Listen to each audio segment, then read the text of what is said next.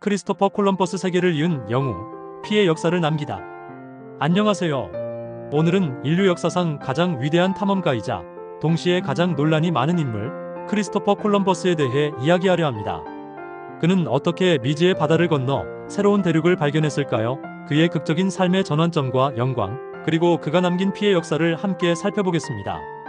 콜럼버스는 1451년 이탈리아 제노바에서 태어났다. 그는 어린 시절부터 선원이 되어 바다를 누비며 경험을 쌓았다. 당시 유럽은 동방과의 무역을 위해 육로인 실크로드를 이용했지만 오스만 제국이 길을 막으면서 새로운 항로를 찾아야 했다. 콜럼버스는 지구는 둥글다는 확신을 가지고 서쪽으로 항해하면 인도로 갈 수 있을 것이라고 믿었다. 하지만 그의 생각은 당대 사람들에게 미친 생각으로 여겨졌다. 그는 자신의 항해 계획을 포르투갈, 영국, 프랑스 등 여러 나라의 왕실에 제안했지만 번번이 거절당했다. 그는 무려 8년 동안이나 자신의 꿈을 포기하지 않았다. 이처럼 그는 모두가 불가능하다고 말하는 것을 기적처럼 현실로 만드는 집념과 불굴의 정신을 가지고 있었다.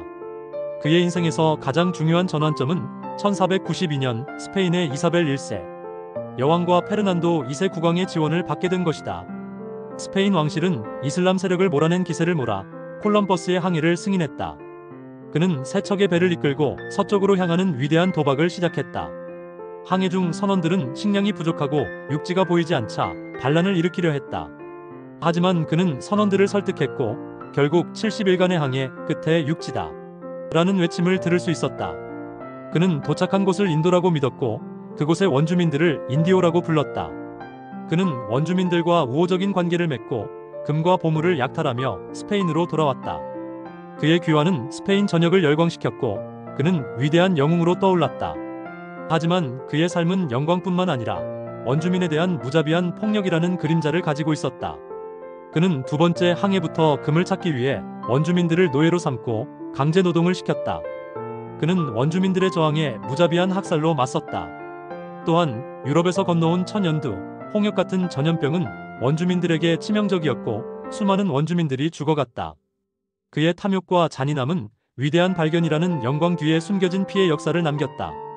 그의 이러한 행동은 스페인 왕실의 분노를 샀다. 그는 총독으로서의 무능함과 원주민 학대 혐의로 고발당했고 결국 쇠사슬에 묶인 채 스페인으로 송환되는 굴욕을 겪었다. 그는 재판에서 자신의 혐의를 부인했지만 그의 명성은 땅에 떨어졌다. 이처럼 그는 영웅에서 한순간에 폭군으로 전락했다.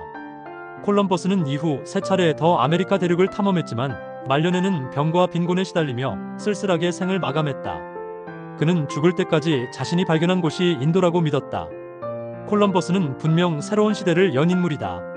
그의 항해는 동서양을 잇는 컬럼비아 교환을 촉발하여 감자, 토마토, 옥수수 같은 작물을 교류하게 했고 이는 인류의 식탁을 풍요롭게 만들었다. 하지만 동시에 그의 발견은 제국주의와 식민지 개척의 시작을 알렸고 수많은 원주민의 삶을 파괴했다.